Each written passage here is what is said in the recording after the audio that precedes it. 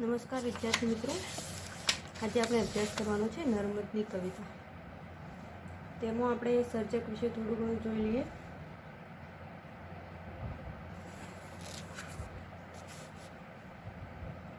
મધ્યકાલીન ગુજરાતી સાહિત્યમાં નરસિંહ મહેતા 15મા શતકમાં થઈ ગયા છે. નર્મદ વિશે કોઈ જાતિ માહિતી મળતી નથી, પરંતુ તે 15મા વિદ્વાનો તેમને 15મા શતકમાં જણાવે છે. તેમનો જન્મ સૌરાષ્ટ્રના તળાજામાં થયેલો છે. નરસિંહ મહેતા જ્ઞાતિ વડનગરા બ્રાહ્મણ હતા. પિતાનું નામ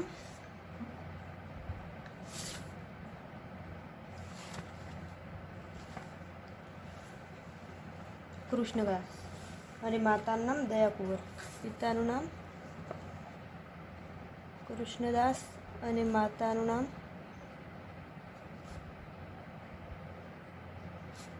દયાકુંવર હતું. બાળપણમાં જ તેમને માતા પિતાની છાયા ગુમાવી હતી. તેથી તે જૂનાગઢમાં પોતાના ભાઈ બંસીકર સાથે આશરો લીધો હતો. તેમને ભણતરમાં પણ કોઈ રસ નહોતો. તેમને સાધુ સંતોની સંગત બહુ ગમતી. તેથી ભાઈએ પોતાના જીવનની આજીવિકા માટે તેમના લગ્ન માણેક સાથે કરાવ્યા. માણેક તેમની ધર્મપત્નીનું નામ છે. તેમને એક પુત્ર અને એક પુત્રી હતા.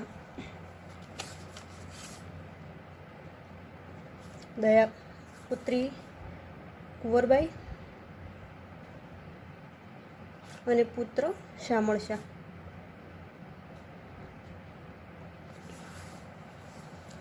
લગ્ન બાદ પણ તેમના લગ્ન જીવનમાં ઝાઝો ફેર પડ્યો નહીં. નરસિંહ મહેતાની ભાભીએ એક દિવસ નરસિંહ મહેતાને મરણું માર્યું અને ઠપકો આપ્યો. તેથી નરસિંહ મહેતા ગૃહ ત્યાગ કરે છે અને જંગલમાં જઈને મહાવીર અવિરતની પૂજા કરે છે. ભક્તિ અને તપથી શિવ પ્રસન્ન થાય છે અને કૃષ્ણ લીલાના દર્શન કરાવે છે. તેથી તેઓ ભાભીને કહે છે, ધન્ય ધન્ય છે ભાભી તમને. તેવું તેમની ભાભીને કહે છે. આ નર્મદ ઉપર ઘણી બધી દંતકથાઓ પણ પ્રચલિત છે.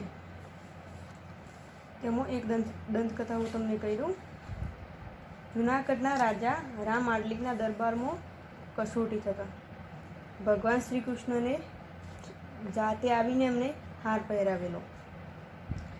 આ પ્રસંગ હારમાળાનો પ્રસંગમાં આ પ્રસંગ આખો વણવાયેલો છે. એક પ્રસંગે લખેલી હુંડીમાં નરસિંહ મહેતા વણિકના વેશમાં કૃષ્ણની વણિક વેપારીના વેશમાં સ્વીકાર કર્યો હતો. કુંવરબાઈના મામેરા પ્રસંગે, શામળશાના લગ્ન પ્રસંગે અને પિતાના શ્રાદ્ધ વખતે એક યા બીજી રીતે ભગવાને તેમને સહાય કરી હતી. આમ ઘણી બધી દંતકથાઓ છે. આમ થોડા દિવસ પછી પત્ની અને પુત્ર બંનેનું અવસાન થાય છે. ત્યારે નરસિંહ મહેતા એક પદ લખે છે.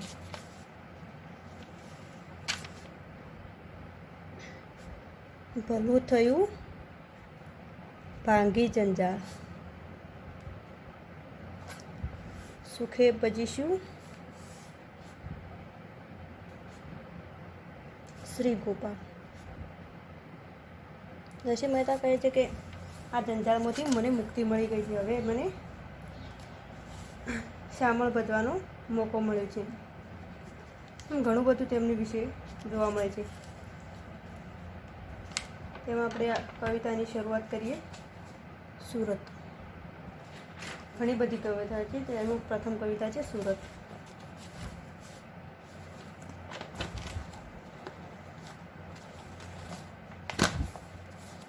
સુરતનું પ્રથમ પંક્તિ છે. આ કવિતાની પ્રસ્તાવનામાં કવિ વિશે થોડું ઘણું લખી શકો છો આપ. નર્મદના જીવન કવન વિશે હું વધારે ચર્ચા એમાં કરીશું. તેમાં પ્રથમ પંક્તિ છે. આ તે શા તુજ હાલ, સુરત સુનાની મૂરત, થયા પૂરા બેહાલ, સુરત તુજ રડતી સુરત. કવિ સુરતને કહે છે કે આ તેરા કેવા હાલ છે. તું તો સોનાની મૂરત હતી, તારી રડતી સુરત થઈ ગઈ છે. કવિ સુરતને પૂછે છે કે સુરત, આ તેરા કેવા હાલ છે? તારી સોના જેવી મૂરત હતી, આજે રડતી સુરત થઈ ગઈ છે. એટલે કવિ એક સ્ત્રી તરીકે સુરતને કલ્પે છે.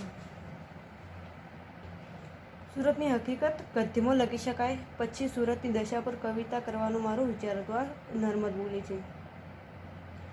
અને એક દિવસ એવું બન્યું કે હું લખતો હતો ને મારી પ્રિય એકાક મારી પાસે આવી દયામણે મોઢે કહેવા લાગી કે તમારો પ્યાર આજકાલ મારા પરથી છેક ઉતરી ગયું છે. મેં કહ્યું, એવા ગાંડા વિચાર ના કર.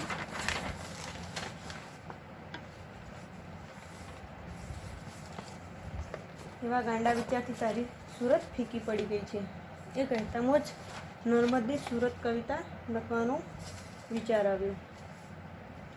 12મી નવેમ્બર ઈસવીસન 1865. આ 2 દિવસ પછી કવિતા પૂરી કરી. 14મી નવેમ્બરે જે કવિતા લખતા હતા તેઓ 14મી નવેમ્બરે કવિતા પૂરી કરી છે અને એન્ડ્રુ લાઇબ્રેરીમાં કવિતા અલંકાર 10 ઉપર ભાષણ કરે છે અને અંતે તે વાંચી હતી. આ કવિતામાં નર્મદ સ્ત્રીની કલ્પે છે અને તેનું વર્ણન કરે છે. શહેરની એક જગ્યાને સ્ત્રીના શરીર સાથે કલ્પે છે, તેમાં શહેરના લોકોને પણ લાગુ પડે છે. આ રીતે નર્મદ સુરત નામનું કાવ્ય લખવાની શરૂઆત કરે છે. ફક્ત 2 જ દિવસમાં સુરત નામનું કાવ્ય તેઓ લખી દે છે. આ કવિતામાં બધા વર્ણનો સુરત શહેર અને સુરતના લોકો બંનેના સંદર્ભમાં કવિ કરે છે. કવિ કહે છે કે સુરતના 2 હાલ થઈ ગયા છે. કવિને આવા હાલમાં સુરતની રડતી સુરત દેખાય છે. કવિએ જે બાળપણમાં સુરત જોયું હતું અને જે અત્યારે દેખાય છે તે વિશે તેઓ કવિતામાં ચર્ચા કરે છે. તેઓ કહે છે કે સુરત હસી હસીને રડ્યું છે, ચડી ચડીને પડ્યું છે. કુંદનમાં જડાવાથી દીપ ઉઠતું નથી, પરંતુ હવે કથિરથી ઝાંખું લાગે છે. ખૂબ સરસ વાત કરી છે કવિએ અહીંયા. સુરતને એ સજીવન રીતે જે રીતે વાત કરીએ તે રીતે કરી છે કે સુરત હસી હસીને રડ્યું છે અને ચડી ચડીને પડ્યું છે. તેને ઘણા દુઃખ સહન કર્યા છે, પરંતુ તે હસતા મુખે બધા દુઃખ સહન કરે છે. બાજીરાવ પેશવાના નંગથી જડેલી સોનાની ગણપતિની મૂર્તિ અંગ્રેજોએ જ્યારે વેચવા કાઢી ત્યારે એને ટુકડે ટુકડા કરીને વેચવા કાઢ્યા હતા. સુરત પણ આવી જ દશામાં છે એમ કવિએ વર્ણવ્યું છે. ત્યારે આગળ જોઈએ તો, અરે હસી હસીને રડી, ચડી ચડી પડી તું બાકી, દીપી કુંદનમાં જડી, પડી રે કથિરે ઝાંખી. કંચનમણીનો દેવ, કંચન એટલે સોનાનો, જેમ વેચાયો કડકે, સુકુમારો તુજ દેહ, જેમ વેચાયો ભડકે. કે સોનાનો દેહ પણ વેચવા કાઢ્યો ત્યારે ટુકડે ટુકડા કરી નાખ્યા હતા. આમ કવિ સ્ત્રીની કલ્પના કરે છે તેવી રીતે સુરતની પણ કલ્પના કરે છે. સુરત પહેલાં કેવું સુહામણું લાગતું, અત્યારે તેના ઘણા બધા હાલ ખરાબ થઈ ગયા છે. તેના ઉપર 2 બુરજ શોભતા હતા તેમ તેઓ કવિ જણાવે છે. તેમાં એક બુરજ મોગલોનું અને બીજો બુરજ અંગ્રેજોનું, મુસ્લિમ લોકોનો એક બુરજ અને બીજો બુરજ ફિરંગીઓનો. હવે એ બુરજો પણ રહ્યા નથી, ઢળી પડ્યા છે. તેનો દેખાવ પણ અલગ જ લાગે છે. કવિ એક શબ્દની અહીંયા અલગ રીતે તારવણી કરે છે. સુરતની આંખોમાં ચળકાટ આજે નથી, ભર્યા ગાલનું ઠાઠ પણ નથી. સુરતને ગાલે ખાડા પડ્યા છે. સુરત નામની રમણીના જે હોઠ લાલ હતા તે હવે ફિક્કા અને કાળા પડી ગયા છે.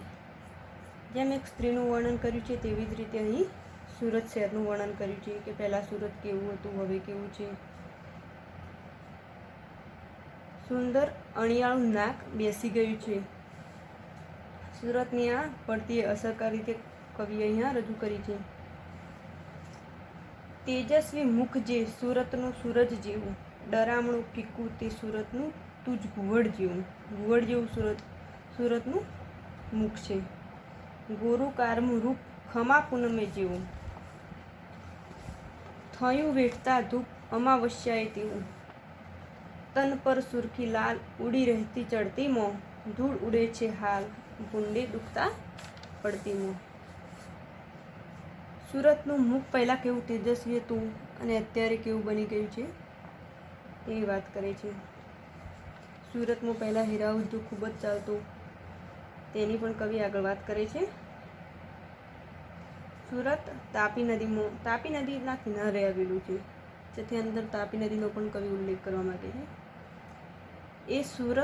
એ સુરત જેવું લાગતું હતું, એકદમ સુરત જેવું લાગતું હતું, પણ હવે ડારામણા ઘુવડ જેવું લાગે છે.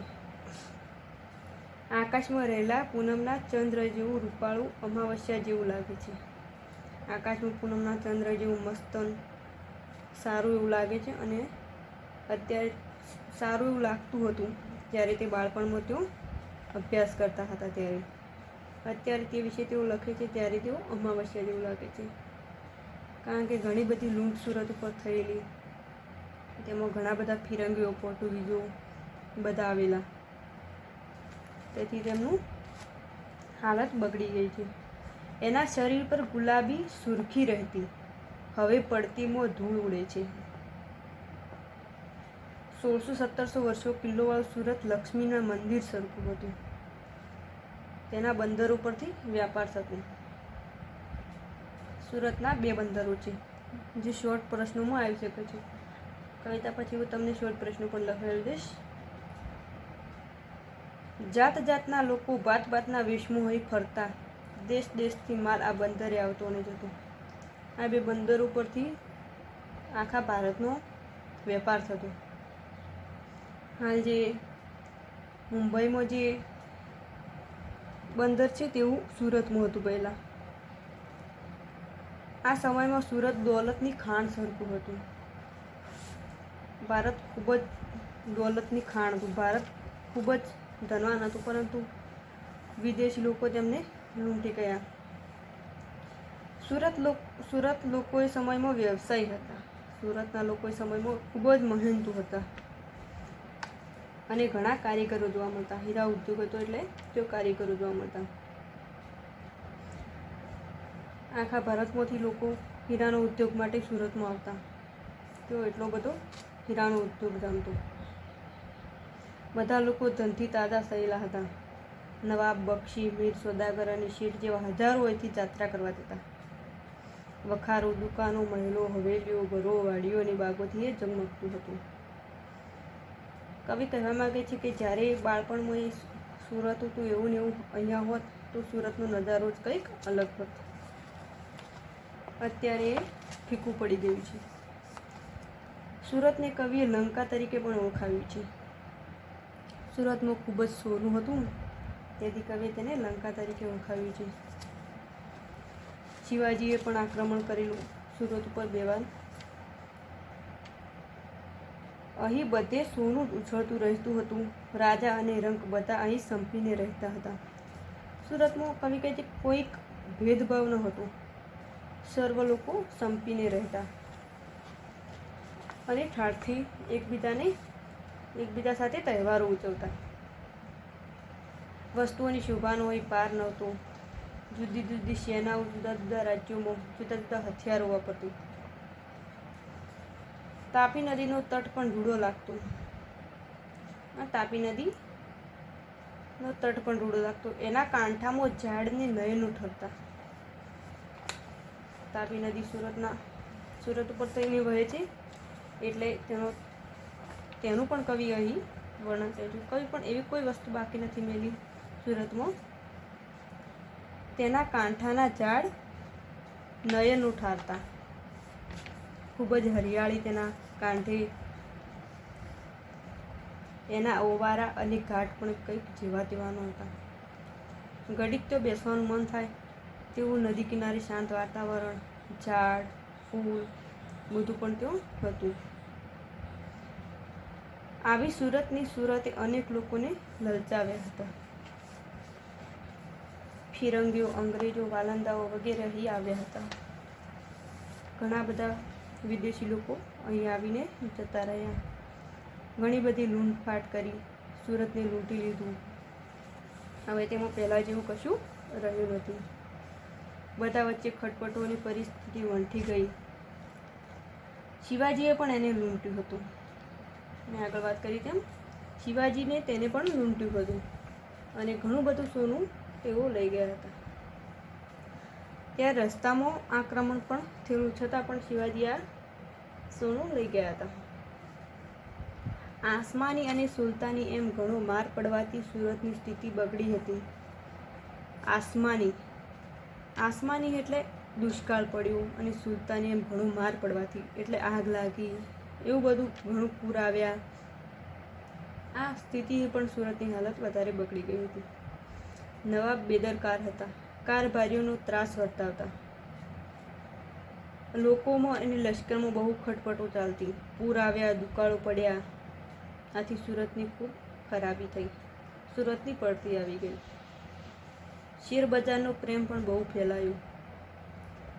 શેર સટ્ટારૂપી વાગ્યે સુરતને ચૂસી લીધું. સુરતની પડતી થઈ. કવિનો વિષાદ અહીં તીવ્ર છે.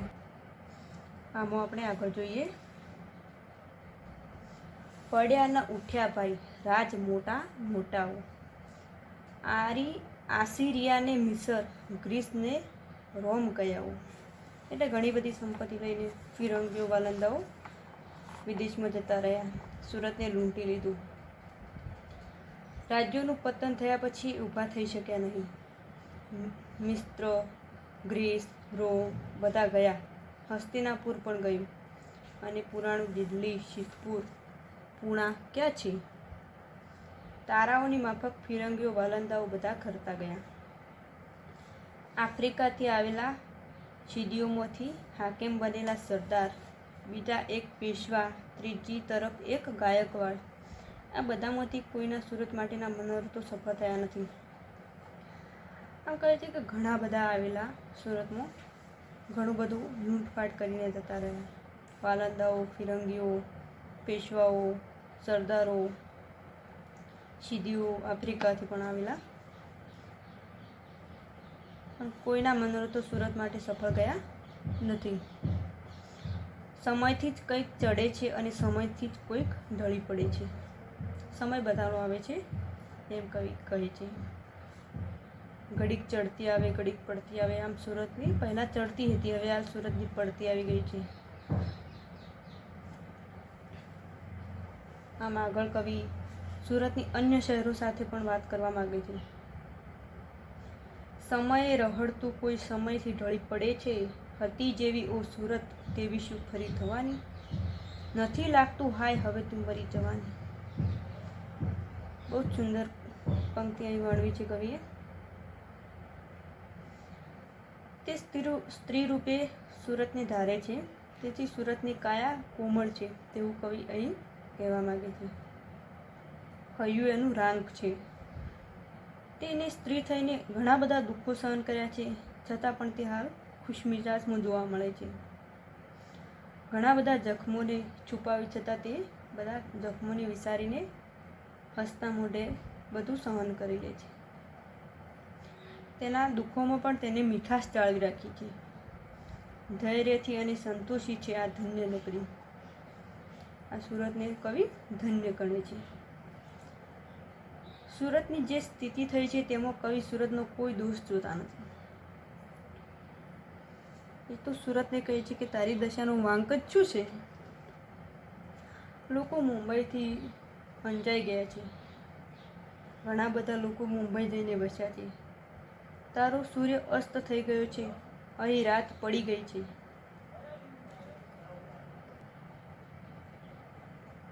આમ કવિ સુરતની દશાઈ વર્ણવે છે. મને ઘણું અભિમાન ભોય તારી મેં ચૂમી. કવિનો જન્મ સુરતમાં, કવિ નર્મદ કવિ સુરતમાં રહેતા. તેમનો અભ્યાસ સુરતમાં થયેલો.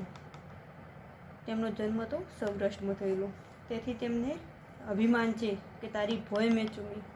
અહીં આવીને હું વસ્યો તેનું કવિને અભિમાન છે.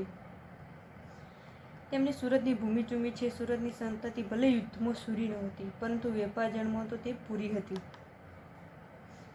મલિક ગોપીના સમયની સ્વતંત્રતા અને મોગલાઈ વખતનો વેપાર હવે જોવા મળતો નથી. કવિ પોતાને સુરતનો સાચો બંદો ગણે છે. તેઓ અમદાવાદને પણ સુરતની સાથે સરખાવે છે કે સુરત જેવું અમદાવાદ હતું પણ અહીં અને આજે પણ નથી. સુરત જેવું અમદાવાદ હતું પણ નહીં અને આજે પણ નથી. ગુજરાત બહુ મોટું છે, તેમાં કઠણ અમદાવાદ સુરતની બરોબરી કરી શકે નહીં. સુરત જેટલો જખમો વેઠ્યા નથી કવિ, કારણ કે સુરત જેટલા જખમો કોઈ શહેરે વેઠ્યા નથી. આજે ભલે લોકો અમદાવાદ અને મુંબઈ તરફ પ્રયાણો કરતા હોય, પરંતુ સુરતે જેટલા જખમો વેઠ્યા છે, જેટલી સંપત્તિ તેની લૂંટાઈ છે, તે હજુ કોઈ સાથે એવું બન્યું નથી. કવિ આ બોલ પોતાના ગર્વના બોલ તરીકે જણાવે છે કે એમને ઘણું અભિમાન છે. આગળ જોઈએ તો, સુરત જેવું નહીં હતું, નથી તું આજે તેવું, નથી ગર્વનો બોલ, હોય તેવું સત કહેવું. કવિ સાચું સાચું કહી દેવા માગે છે કે સુરતે ઘણું વેઠ્યું છે, છતાં એનું મન હજુ કસાયું નથી. તન મન થકી દીપે છે, તેમનું તન મન હજુ પણ દીપે છે. શરીર ઘસાયું તોય તેટલું મન નથી રે, પડી પડી પણ હજી દીપે તન મન થકી રે. આમ કવિ કહે છે કે શરીર ઘસાયું છે પણ મન ઘસાયું નથી, છતાં તારું દીપ તન દીપે છે. અમદાવાદી જન ટેક ન માન જાણે, સારા બહુ કહેવાય કેમ કે ગબ્બર નાણે. ઉદ્યમી ખંતી રોજ સ્વાર્થને સાધે વેલા, બાર વિવેકી તોય માય મીંઢાને વેલા.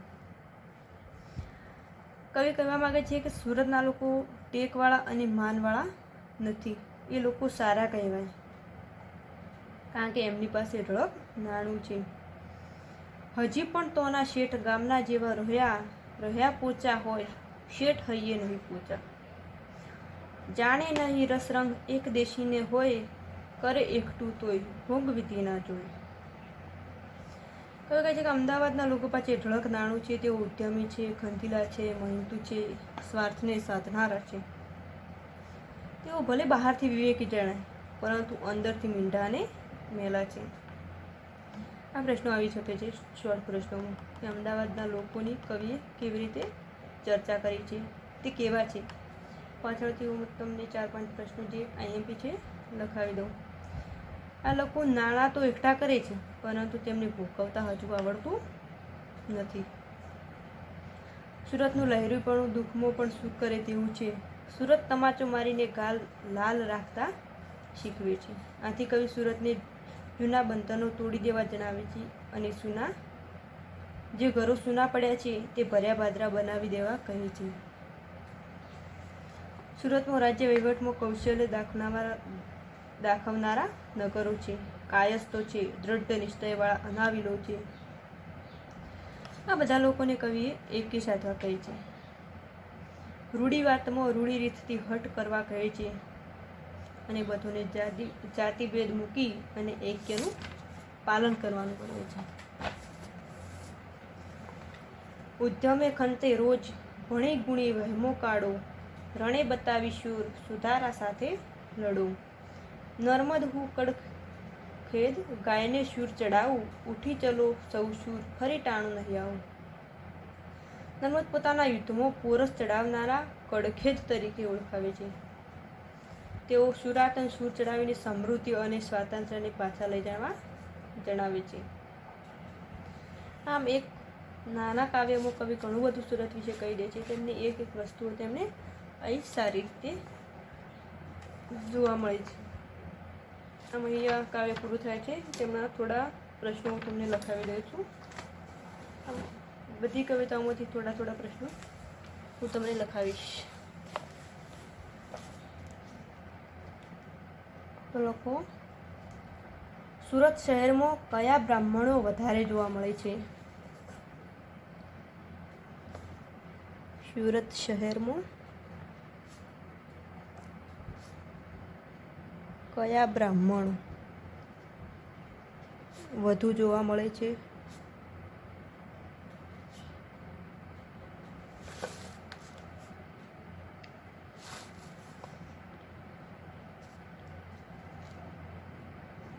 નાગરો, કાયસ્થો, અનાવિલો,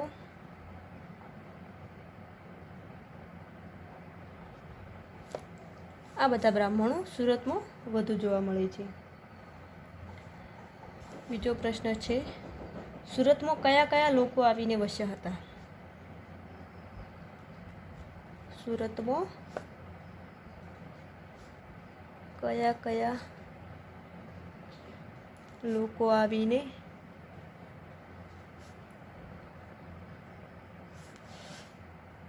વસ્યા હતા? તો સુરતમાં અંગ્રેજો,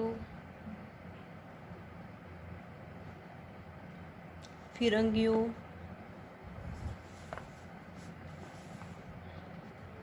વાલંદાઓ,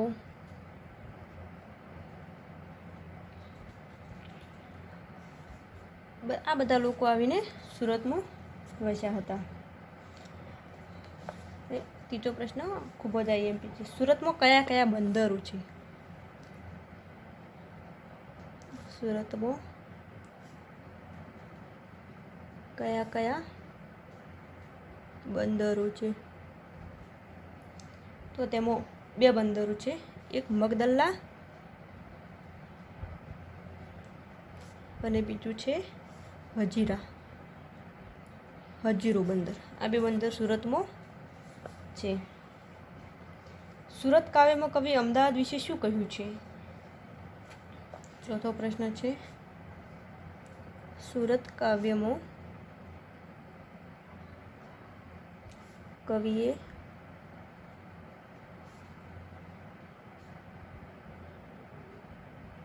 અમદાવાદ વિશે શું કહ્યું છે?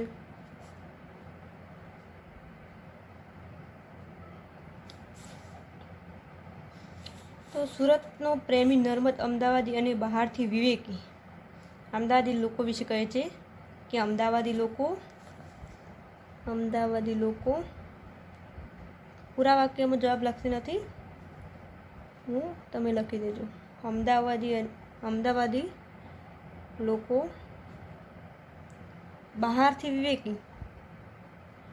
બહારથી વિવેકી અને અંદરથી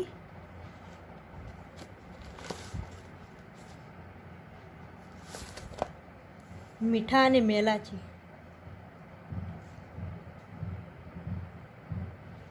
મીઠા અને મેલા છે. ગામડિયા